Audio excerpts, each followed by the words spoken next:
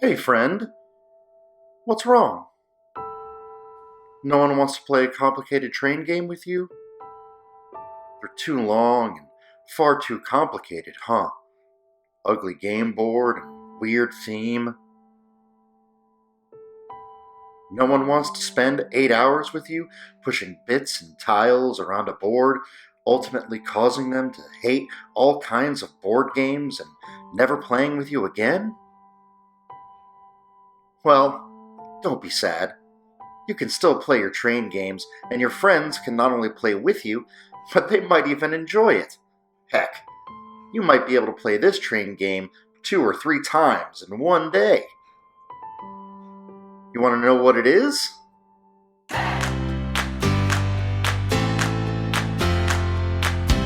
Irish Gauge will turn everything that you know about train games upside down.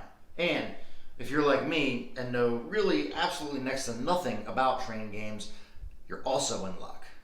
In this still admittedly small niche hobby of adults playing with cardboard bits and little miniature figures, there is indeed an even smaller niche community within our little hobby.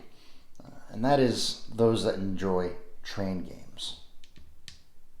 Now, these train games are notorious for being incredibly difficult to learn, taking hours upon hours to even play one time, and the odds of even finding some of your friends that would even want to play a game like that with you are pretty much slim to none. Enter Irish Gauge. This is a game so simple and elegant in its design that anyone can learn this game and get to playing it in about 10 minutes or less. For bonus points, the game even plays in about an hour or less, even with 5 players.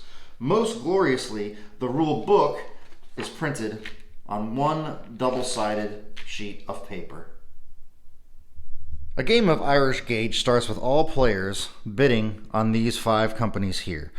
Each player going around the table makes a bid starting at this bold number right here. That is the stock's market value. Players bid around the table until someone makes the highest bid and everyone else passes. Then they go on to the next company, the next, until finally bidding on the red company. Once the first stock of each company has been sold, then the game begins. Whoever won the stock in the yellow company is player number 1, and they start. On your turn, you can do one of 4 things. First, you can build track. Now, how does this work? As you can see, right here on the board, it gives you what your build point cost is. You have 3 points available to build with on your turn. In easy terrain, it only costs 1 point to build there as long as that tile is empty. So coming out of Belfast here, putting down a train, that costs 1 point. You now have 2 points left. To go into difficult terrain, it costs 2 points. So if we're leaving Belfast here and head down south, that's difficult terrain, and that costs 2 points.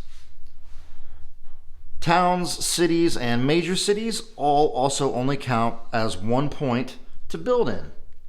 So 1 point to go into Shannon, or 1 point to go into Dublin. Doesn't matter.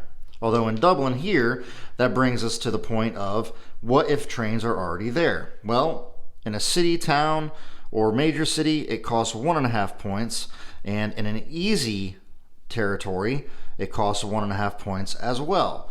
So you've got these 3 trains here, and I want to put a yellow one in here. That's 1.5 points.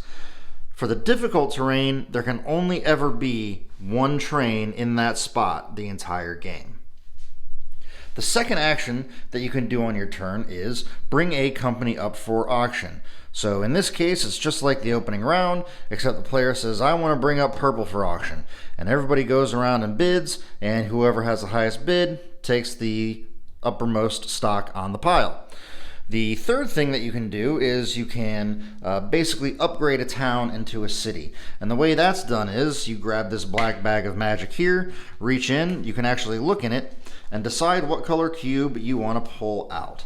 So let's say you're making Shannon into a city here, and you want it to have black goods on it. Perfect. Now it is a city. And now it gives you more money for the fourth action that you can do, which is collecting or taking dividends. So the way this works is someone pulls 3 cubes out of the bag and puts them right here. You look at them. Every city that has one of those cubes on it and track that connects it will pay out.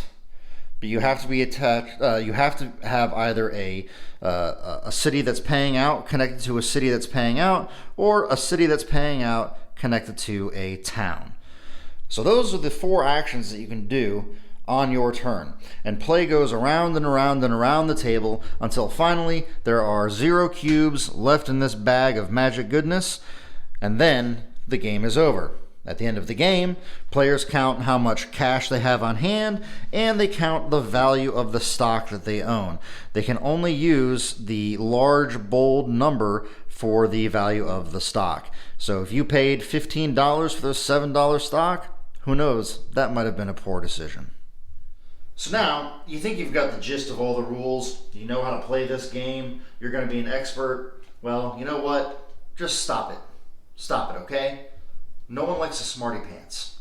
Just because a game's rules are simple does not actually mean that it's a simple game. And that is captured beautifully in Irish Gauge. You know, your friends will start auctioning companies off as they become more lucrative, which in turn actually devalues them. Or you might run out of trains and now you can't make your connection between Dublin and Galway because you didn't count how many spaces were in between the 2 cities, or someone's trains are blocking your way, or like me, you're just bad at math. Did you upgrade this town with a cube that doesn't have any left in the bag, so when you pay dividends you don't get any money?